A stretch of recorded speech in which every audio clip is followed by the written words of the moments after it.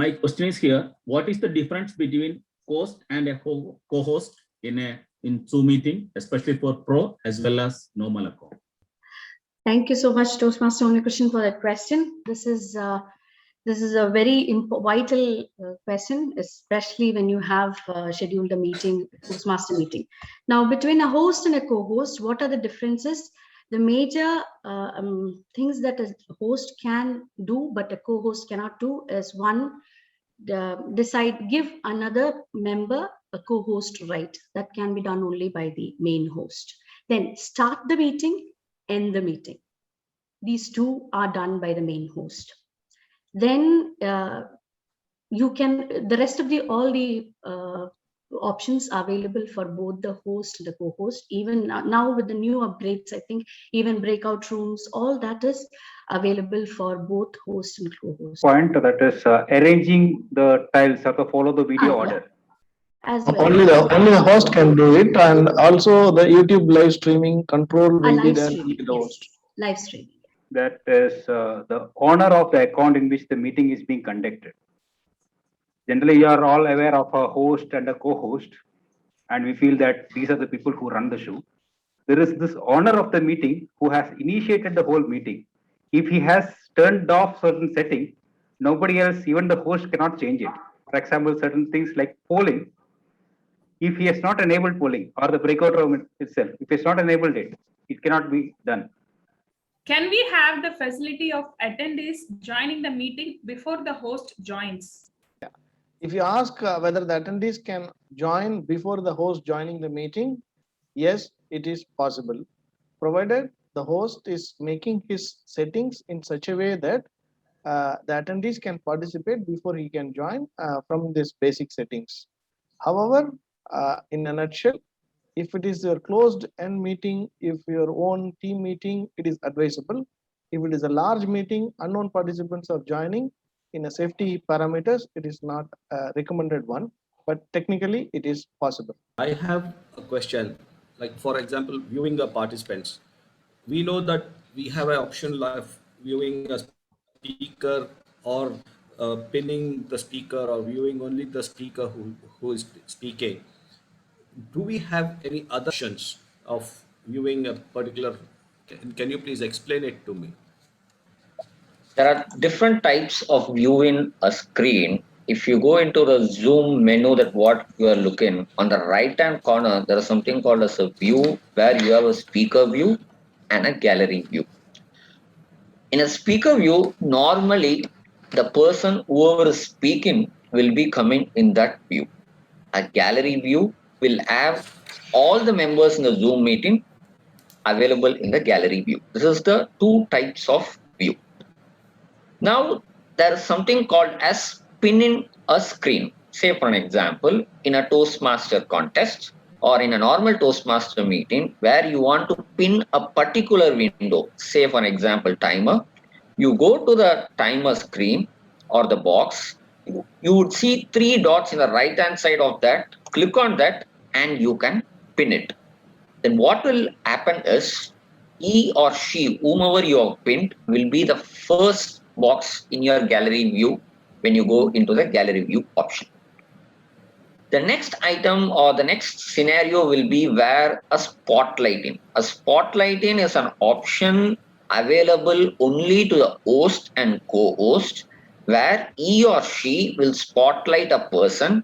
Once the person is spotlighted, only that person will be visible to you in the speaker view. If the host or co-host is spotlighting more than one person, both the persons will be appearing in the speaker view. Now, in a contest scenario, say for an example, the host or the co-host is spotlighting the contestant 1 and contestant number 2, and you want to pin a person, it is not possible. So, pinning a screen will appear only before the host or the co-host spotlights it. Once the host or co-host spotlights, you cannot pin any person because that option will not be appearable and it will not come in the screen. Then the fourth scenario, now the Zoom recent feature is rearranging the tiles of the videos. This is an option available only to the host, where the host will rearrange whose video should appear first, second, third. So when the rearranging is being done by the host, it will be visible to all the participants, all the co-hosts, and whoever is attending the meeting. So these are the basic and various types of seeing a video through a speaker view or a gallery view or pin in or spotlight in. Only caution that you need to do is when you're pinning, ensure that you pin before the host or the co-host spotlights. There's one more option in not about spotlighting or pinning. When you're in the gallery view, you see all the participants there, and it is a cluttered environment. And if you go to the three dots on a participant without video, you get an option to hide the non-video participant, which means only the people with the video on will be appeared on a screen, and that can create that better view.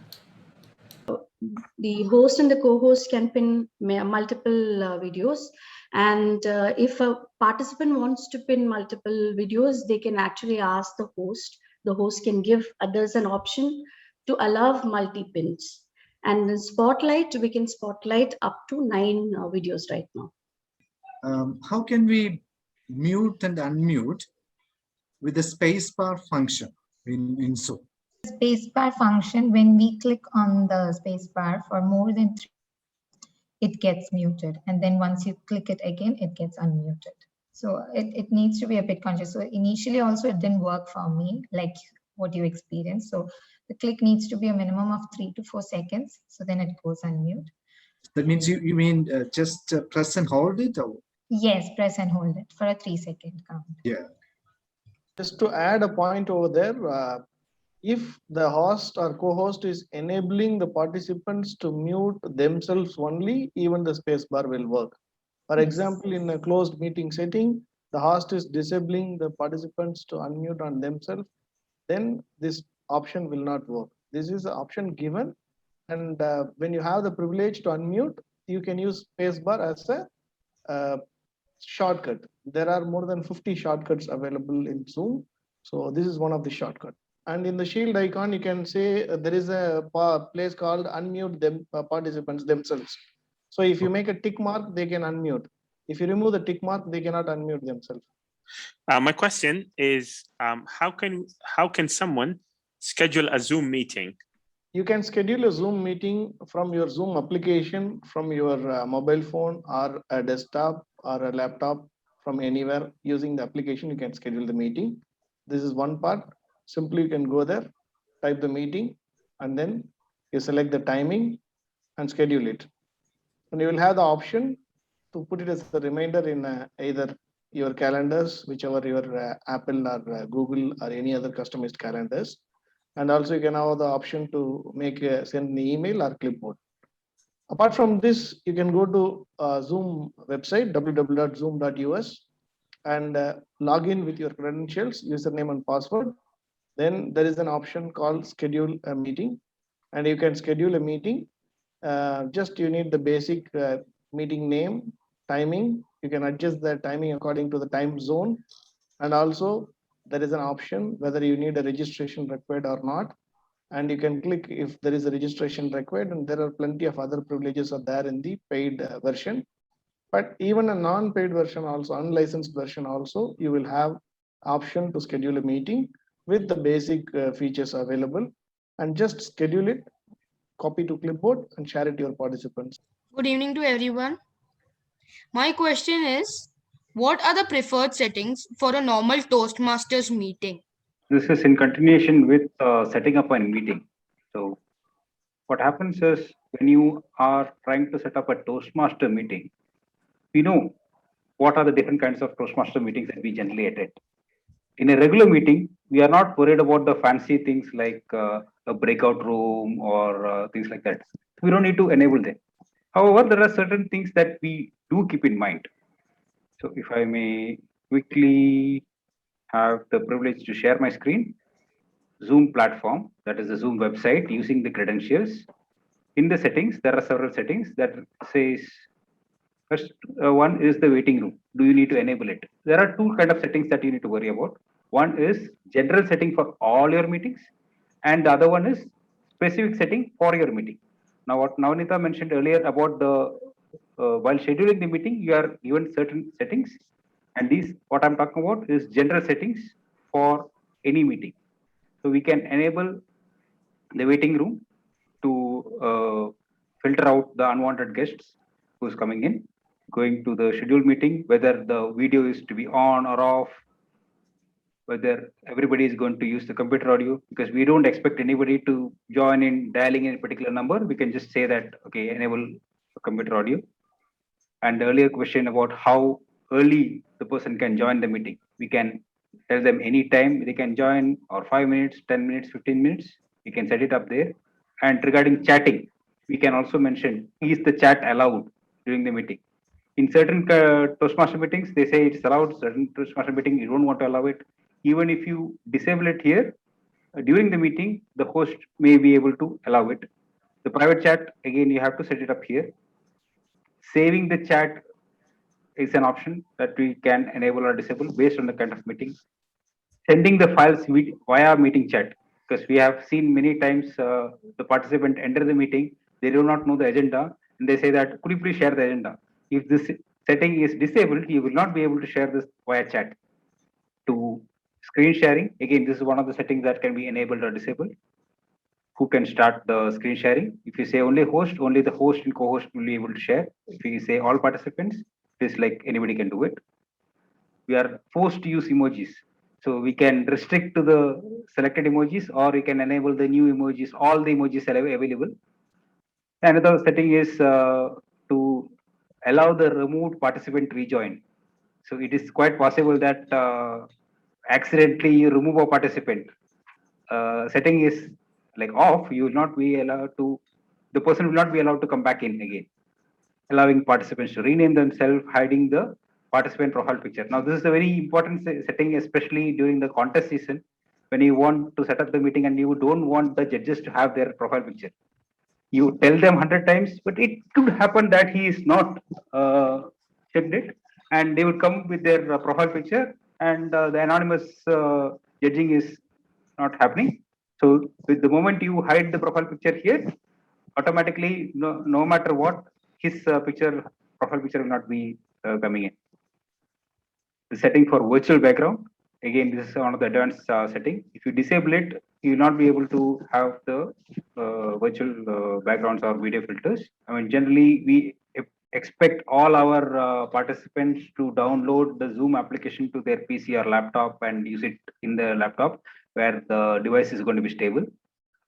They could join from the application installed on their mobile devices, whether it is iPad or iPhone or an Android device, they can do that.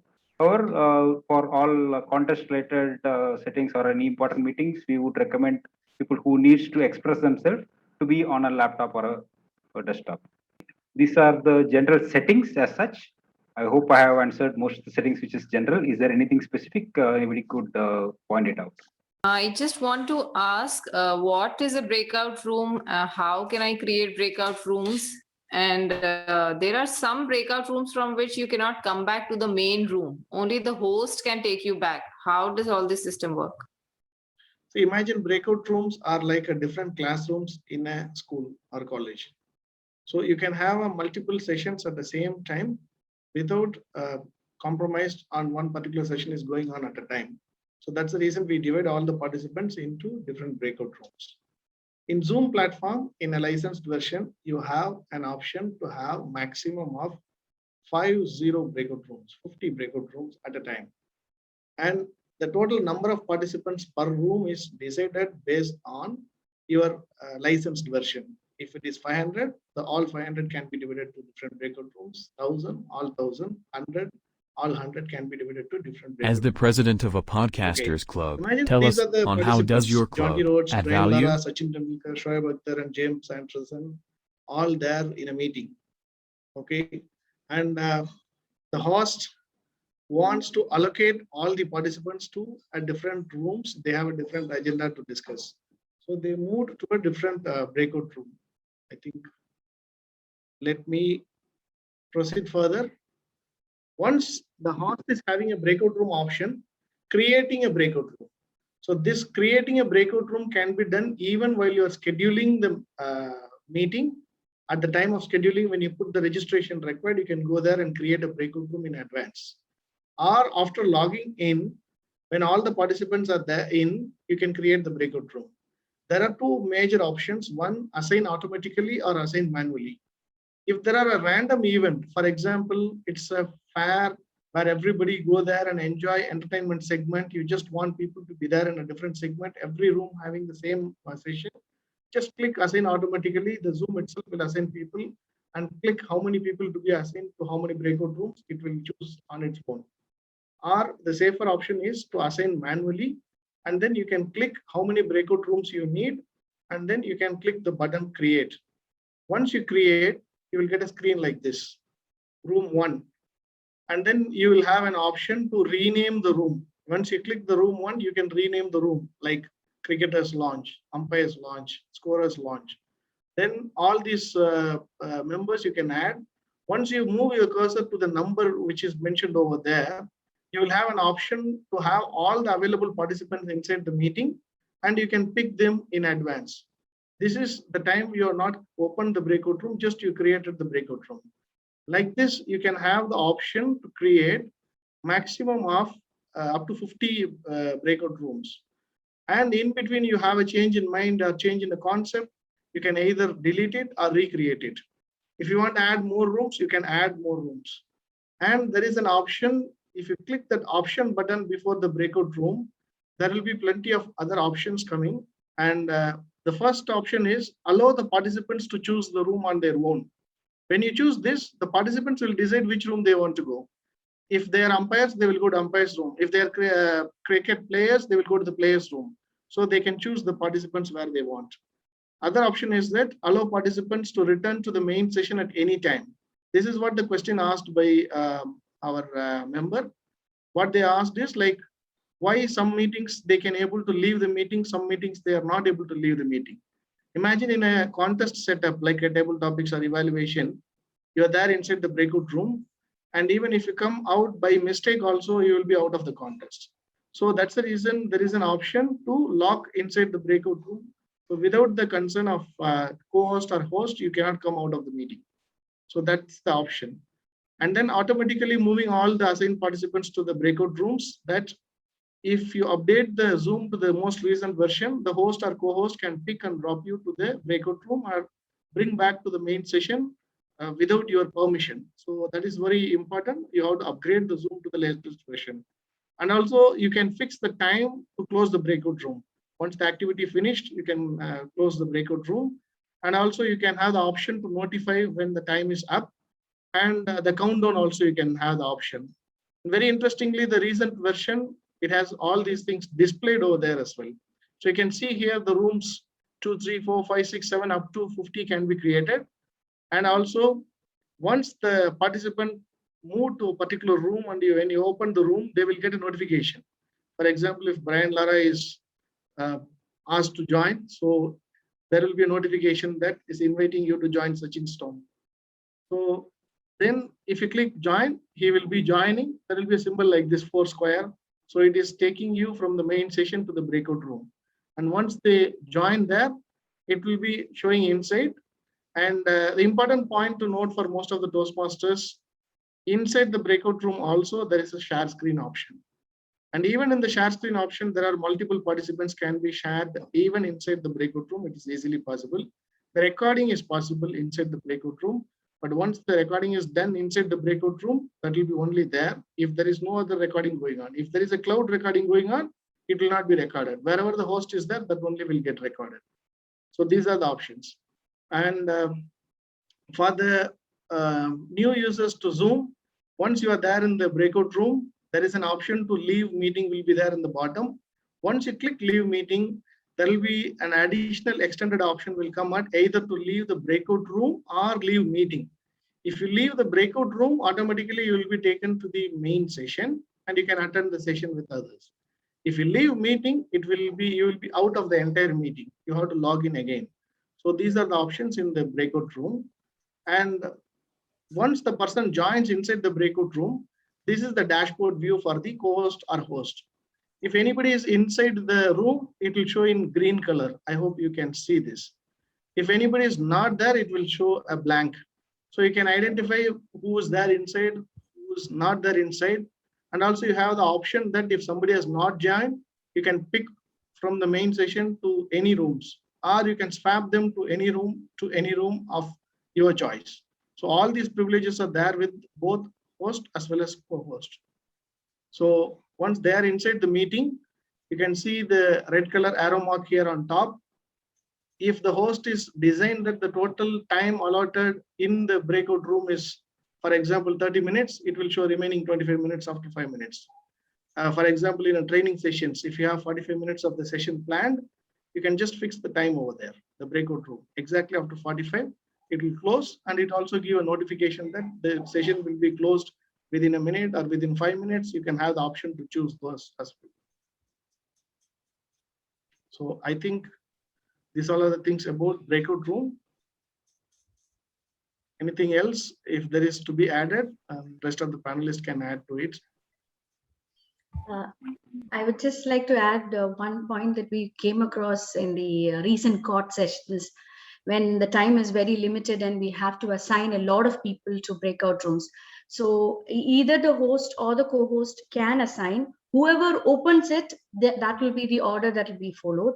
But once a room is opened, everyone, either the host or the co-host, can go and assign people. That's easier. So it can be the co-host and co-host can work in tandem, and the work can be divided. So this is something that has come very new, which is easier for us to work. That's what I felt I wanted to add with regard to breakout rooms. And as a host, you sitting in the main room, you have the option to give the broadcast message to all the rooms simultaneously. And also another point of view from the participants' perspective, if they are in the breakout room, sometimes you assign 2 novice people to the breakout room. And if they don't know how to leave the room, or if they need any technical assistance, there is a question mark button, ask for help.